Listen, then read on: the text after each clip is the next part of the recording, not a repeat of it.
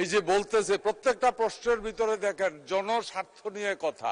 বহু বছর ধরে জনগণের নির্বাচিত ছিল না বলে এই প্রশ্নগুলি আসে না। অন্তরের অন্তঃস্থল থেকে ধন্যবাদ জানাচ্ছি এই প্রশ্নটি করার জন্য।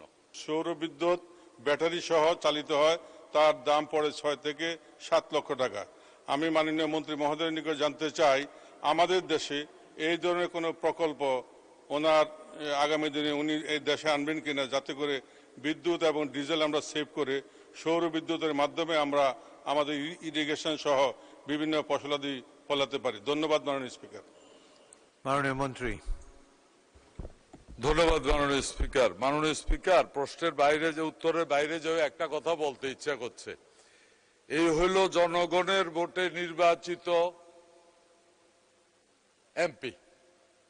জনগণের ভোটে যখন নির্বাচিত হয়েছে, জনগণের সুখ দুঃখের কথা এই যে বলতেছে প্রত্যেকটা প্রশ্নের ভিতরে দেখেন জনস্বার্থ নিয়ে কথা।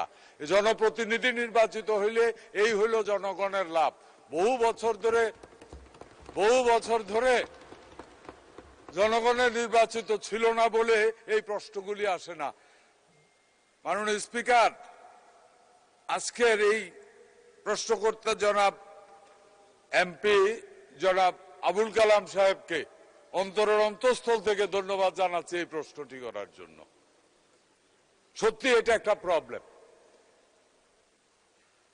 আমি আপনাদেরকে মাননীয় স্পিকার আপনার মাধ্যমে সবাইকে একটা সুখবর দিতে চাই।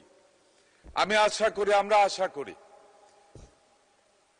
মাননীয় প্রধানমন্ত্রীর নির্দেশ অনুযায়ী আমরা এরই মধ্যে পরিকল্পনা নিয়েছি সারা বাংলাদেশে যত শ্যালো এবং ডিপ টিউবওয়েল আছে এগুলিকে পর্যায়ক্রমে সোলারের আওতায় নিয়ে আসা হবে খুব কম সময়ের মধ্যে।